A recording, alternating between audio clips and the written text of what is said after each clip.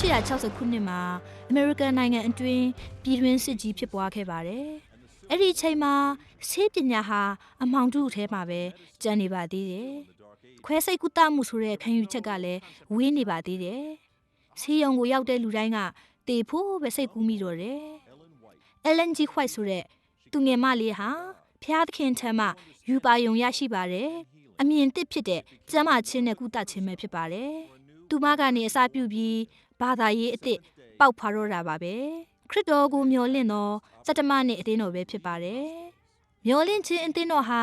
နိုင်ငံတော်တော်များများမှာဆေးရုံကိုဥဆောင်ဖွင့်လှစ်ကြပါတယ်အနာဂတ်မှာဆေးရုံဟာလူမှုအဖွဲ့အစည်းအတွက်ပဲဖြစ်ပါတယ်ကနဦးသမားတော်ကြီးများဟာကလေးငယ်ရဲ့နှလုံးကိုမြင်တဲ့အတိုင်းသာခွဲစိတ်ကြပါတယ်နှလုံးအသစ်ထည့်ပေးပါတယ်ဆေးတက္ကသိုလ်များမှာတောင်တင်ယွညွန်းနှန်းဟာတန့်ရှင်းမှုအမြင်အတွက်ပြရန်ပေးခဲ့ပါတယ်။မျောလင့်ချင်းအသင်းသားတူဖြစ်တဲ့ Ivan ကနောက်ဆုံးခေတ်ကာလအချိန်မှာမျောလင့်ချင်းအသင်းသားများဟာဒီကဘာဂျိုပေါ်မှာအကျမ်းမာဆုံးနဲ့အသက်ရှည်ဆုံးသောလူများလို့ယုံကြည်မိပါတယ်လို့ပြောဆိုခဲ့ပါတယ်။98နှစ်ရှိပါပြီ။သို့တော်ငယ်ပါသေးတယ်။လူတိုင်းဟာ9နှစ်ကနေ10နှစ်ငကိုရုပ်ရည်ထက်ပိုပြီးတော့နှုငယ်ကြပါတယ်။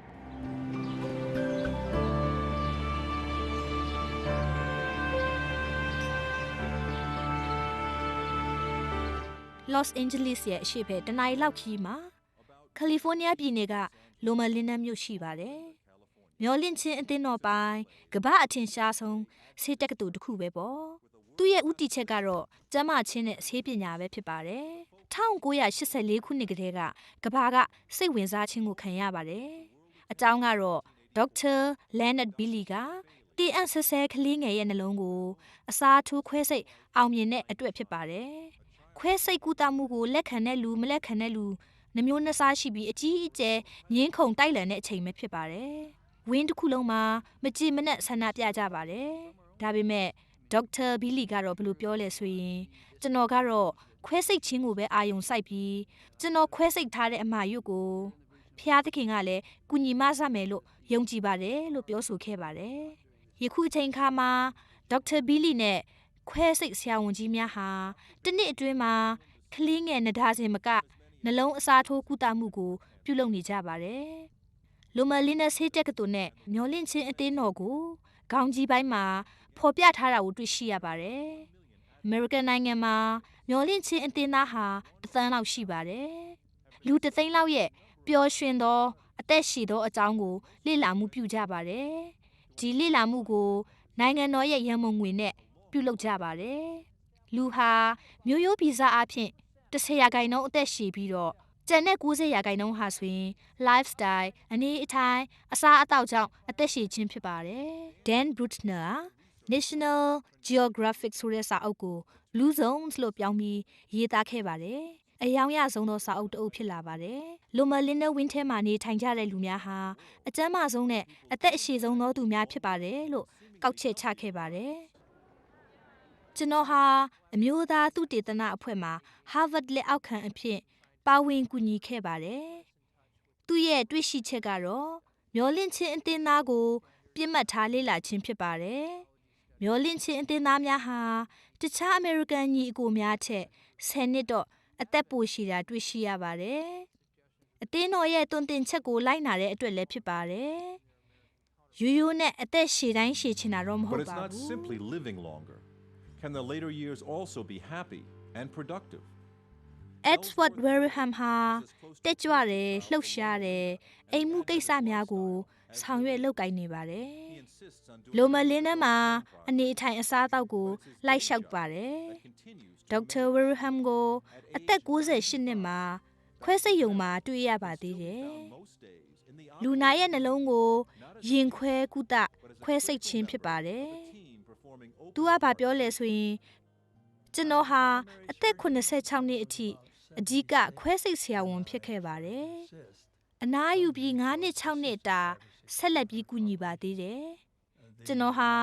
လွန်ခဲ့တဲ့35နှစ်လောက်ကတော့ဆေးကျောင်းသားတူပေါ့။အခုလည်းအသက်ရှည်ကျန်းမာဖို့ အစာကအဓိကဖြစ်ပါတယ်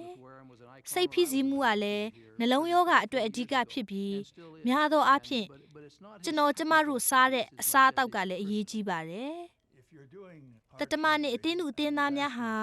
အများအားဖြင့်အသက်သက်လို့စားကြပြီးသူတို့ရဲ့အိမ်နီးချင်းမြို့ရွာကလူတွေထက်ပိုပြီးအသက်ရှည်တာကိုတွေ့ရှိရပါတယ် There better be a strong emphasis of plant-based food. People oftentimes ask me about stress and its influence on coronary artery disease. It's a nice concept that stress has caused me to have your coronary artery disease, but it most likely came off your plate. It is pretty accepted now in the medical community with all of the body of scientific research that has been looking at Adventists that they live longer than their peers. They live longer than the people who are living in neighboring towns and even people living next door to them. The initial studies of Adventists were looking at specific things in their lifestyle. They found that because they're vegetarian, they eat more nuts. So originally we were saying in the early 1990s, hey, let's all eat walnuts, let's all eat almonds, which is a good first step. But with the Adventists, it's much more holistic. It's their whole vegetarian lifestyle, which includes a lot of fruits, vegetables, and whole grains. But it's also beyond that. They believe in a strong sense of community. Well, I'm 98 years young. I am blessed because I have a church family. အမျိုးသမီးတူကတော့ကျမကအသားမစားပါဘူးကျမအသက်40ကနေစပြီးကြစ်ပါတယ်ယခုအသက်80ကျော်ပါပြီဒီလောက်ဆိုရင်ကျမဘယ်လောက်နှုလဲဆိုတာသဘောပေါက်လောက်ပါပြီပေါ့တယောက်ကလည်းတတမနဲ့ဥပုပ်အတင်းသူအတင်းသားများဟာဆေးလိပ်မတောက်ဘူးအရက်မတောက်ကြပါဘူးလို့ပြောဆိုပါတယ်လူများစွာဟာဒီလိုမလင်းနှမ်းမှာလာပြီးလက်ကျင့်ငန်းပြုလုပ်ကြပါတယ်တချို့သောသူများဟာ3လလာလက်ကျင့်တယ်တချို့ကလည်းဒီထက်ပိုပြီးတော့လဲလာလက်ကျင့်ကြပါတယ်အကျိုးကင်ဆာရောဂါအမျိုးမျိုးကိုခံစားကြတဲ့လူနာများဟာလိုမလင်းနဲ့ဆေးရုံမှာလာတက်ကြပါတယ်သူတို့ဟာတလသို့မဟုတ်ဒီထက်ပိုများပြီးလာနေကြပါတယ်တချို့တလေကတော့နေ့စဉ်တရက်တာကုသမှုကိုပုံမှန်လာကုကြပါတယ်ကင်ဆာရောဂါကိုတော်လန်တိုက်ခိုက်ကြဖို့ပဲဖြစ်ပါတယ်ဒီဆေးကုသမှုဆေးရုံဟာလူယဉ်ကျေးမှုနဲ့တပြိုင်တည်းပေါ်ပေါက်လာပြီးအသင်းတော်မှအစပြုခဲ့ပါတယ်အသင်းတော်ကို19ရာစုနှစ်မှာစတင်ထူထောင်သူကတော့ LNG White ဖြစ်ပါတယ်သူမဟာကျမ်းစာကိုအခြေခံပြီးဖန်ဆင်းခြင်းကိုအဓိကထားပါတယ်ကြွလာတော်မူခြင်းကိုအစွဲပြုပြီးမျောလင့်ခြင်းလို့မဲ့ပါတယ်စီယုံကိုလာရောက်ကုသကြတဲ့နှလုံးရောဂါတွေကအစလူနာများဟာဆေးသိပ္ပံနဲ့တန့်ရှင်းမှုဆက်ဆက်မှုရှိကြောင်းကိုသိရှိနားလည်ကြပါတယ်လိုမလင်းရဲ့စုစည်းမှုဥတီချက်ကတော့သိပ္ပံနဲ့ယုံကြည်ခြင်းဆက်ဆက်မှုရှိကြောင်းပြဖို့ပဲလို့ယုံကြည်ပါတယ်ယုံကြည်ခြင်းဟာသိပ္ပံနည်းပညာရက်ကိုအားပေးတယ်ပံ့ပိုးတယ်ပြီးတော့ခင်းနောက်ကျနေခဲ့တာမဟုတ်ပါဘူးလို့ပြောဆိုပါတယ်တူဦးနဲ့တူဦးချစ်ဖို့စောင့်ရှောက်ဖို့ခွင့်လွှတ်ဖို့နဲ့ပံ့ပိုးဖို့ဆိုတာဓမ္မသစ်ကျမ်းရဲ့တွင်တင်ချက်ပဲဖြစ်ပါတယ်လိုမလင်းထဲမှာရှိတဲ့အသင်းသူတင်သားများဟာကျမ်းစာကိုအဓိကထားကြတယ် lifestyle ကိုလည်းအဓိကစိတ်ဝင်စားပြီးကြက်မတ်လှိုက်လျှောက်ကြတယ်ဒီမှာရှိကြတဲ့မျောလင့်ခြင်းအသင်းသားတိုင်းဟာကျမ်းမာခြင်းကိုခြံထားခြင်းမရှိဘဲလိုက်လျှောက်ကြပါတယ် Most pretty ignorant about Seventh-day Adventist Church. I have heard of them, but I don't know their backstory at all. I don't think I have a clue. We identify ourselves as Christians. We identify ourselves as Protestants. I've heard of them. Adventists don't drink alcohol. They don't smoke. Are you a Mormon? Are you the people that come knock on the door with the watchtower? No, we're not Mormons. What do you believe? Well, we believe that Jesus is coming again. I think they follow the Jewish tradition in saying that Saturday is the Sabbath. We've been described as a people, ironically, expecting the soon return of Christ, and yet who are known for doing all sorts of things to try to improve. ကျွန်တော်တို့ဟာမျောလင့်ခြင်းအသင်းသားတူဖြစ်ကြပြီးခရစ်တော်ဒုတိယကြိမ်ကြွလာဖို့မျောလင့်ကအပြစ်များစွန့်ပစ်ပြီးယုံကြည်ခြင်းတည်ဆောက်တဲ့လူတွေဖြစ်ပါတယ်အဲ့ဒီလိုအကောင်းဘက်ကနေယုံကြည်ခြင်းတည်ဆောက်ကြပြီး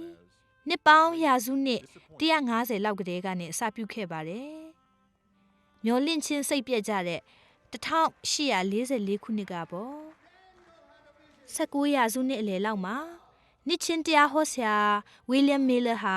ခရစ်တော်ကြွလာဖို့တကားဝတိုင်အောင်နီးတဲ့အကြောင်းကိုနိုင်ငံအနှံ့အပြားမှာဟောပြောခဲ့ပါတယ်။လူထောင်ပေါင်းများစွာကသူ့ရဲ့တရားဟောချက်ကိုလက်ခံကြတယ်ထောက်ခံကြတယ်။ဝီလျံမေလဟာဗျာဒိတ်အနဲ့ဖွင့်ကျမ်းကိုရှင်းပြတာကောင်းကင်ကတန့်ရှင်းသောဗိမာန်တန့်ရှင်းဖို့ကိုခရစ်တော်ကြွလာမယ်လို့ယူဆဟောကြားခဲ့ပါတယ်။သူဟာဒံယေလအခန်းကြီး8ငယ်14ကိုအခြေခံပြီးနှစ်ပေါင်း2300ကိုရှင်းပြအဓိပ္ပာယ်ကောက်ယူတာဖြစ်ပါတယ်။သူကတော့မီးနဲ့ကဘာကြီးကိုတန့်ရှင်းတော့မယ်ခရစ်တော်ပြန်ကြွလာဖို့နီးပြီးဆိုပြီးဟောပြောပါတယ်။ဒီတော့ဝီလျံမီလဟာ1844ခုနှစ်အောက်တိုဘာ22ရက်နေ့တရက်မှာခရစ်တော်ကြွလာဖို့ဖြစ်တယ်လို့ဟောပြောခဲ့ပါတယ်။သူ့ရဲ့တရားကိုနာသူတူကတော့ LNG White ပဲဖြစ်ပါတယ်။အဲ့ဒီချိန်ကစပြီးသူမရဲ့အဖွားကလည်းကျမ်းစာကိုစိတ်ဝင်စားပါတယ်။စိတ်လှုပ်ရှားစွာခံစားပြီးအနာဂတ်ကျမ်းစကားများကိုလေ့လာခဲ့ပါတယ်။ဒီလိုနဲ့1844ခုနှစ်အောက်တိုဘာ22ရက်နီးလာပြီဖြစ်ပါတယ်။တကယ်ယုံကြည်လက်ခံသူတွေဟာဖျားသခင်နဲ့ဆုံတွေ့ဖို့ပြင်ဆင်ကြပါတော့တယ်။ As October 22nd approached, true believers prepared to meet their God. လေသမားကလည်းသူတို့ရဲ့အိမ်မွေးတိရစ္ဆာန်များယာများကိုပစ်ထားခဲ့တယ်။စီးပွားရေးသမားတွေကလည်းလုပ်ငန်းကိုပိတ်ပစ်ကြတယ်။သူတို့ရဲ့ငွေကြေးတွေကိုလည်းလွတ်ပစ်ကြတော့တယ်။အဲ့ဒီညမှာယုံကြည်သူတွေဟာဖျားသခင်နဲ့ပြန်လည်ပေါင်းစည်းဖို့စုစည်းဖို့စောင့်မျှော်ကြပါတယ်။နောက်တစ်မိနစ်မှာ LNG White အပါအဝင်လူတွေဟာနိုးထကြတယ်။ဒါပေမဲ့ဘာမှပြောင်းလဲခြင်းမရှိပါဘူး။သူမဟာခရစ်တော်ကြွလာဖို့ကိုတကယ်ပဲနှလုံးသားအပြည့်အဝနဲ့ယုံကြည်ပါတယ်။အမျိုးသမီးတူကဘယ်လိုပြောလဲဆိုရင်ကျမထင်တာကတော့လူဟာတယောက်နဲ့တယောက်ပြည့်ရည်ကြည်စေကြမယ်လို့ယုံကြည်ပါတယ်။ခရစ်တော်တကယ်မကြွလာတဲ့အတွက်တယောက်နဲ့တယောက်လည်းရေမောဟားတိုက်ကြမှာဖြစ်ပါတယ်။အဲ့ဒီချိန်ကစပြီးတကယ်စိတ်ပြက်တဲ့နေ့ကြီးကကဘာအနှံ့မှာတည်င်းပြန့်သွားပါတော့တယ်။ခရစ်တော်တော့တကယ်ပြန်မကြွလာခဲ့ပါဘူး။သို့တော်လည်းတယောက်နဲ့တယောက်တော့ခင်မင်မှုရရှိသွားကြပါတယ်။သို့တော်လည်းခရစ်တော်ဟာကျမတို့ရဲ့ခန္ဓာကိုယ်အထဲမှာကြွလာတာဖြစ်ပါတယ်။ဒီတော့ LNG White ကအဖြစ်အပျက်ဖြစ်စဉ်အကြောင်းယူပါယုံမြင်တော့တာပေါ့။သူမဟာအကျိန်2000လောက်ယူပါယုံမြင်ခဲ့ပါတယ်။မျောလင့်ချင်းအသင်းသားကတော့သူမရဲ့ယူပါယုံဟာဖျားသခင်စီကနေဓာတ်ရိုက်လာတယ်လို့ယုံကြည်လက်ခံပါတယ်။သူမရဲ့ယူပါယုံဟာအသင်းတော်အသစ်မွေးဖွားဖို့လမ်းစာဖြစ်ပါတယ်။ God didn't come back, but we've got one another, and God says He's with us in this body. As Ellen White sought to understand what the disappointment meant, သူမဟာ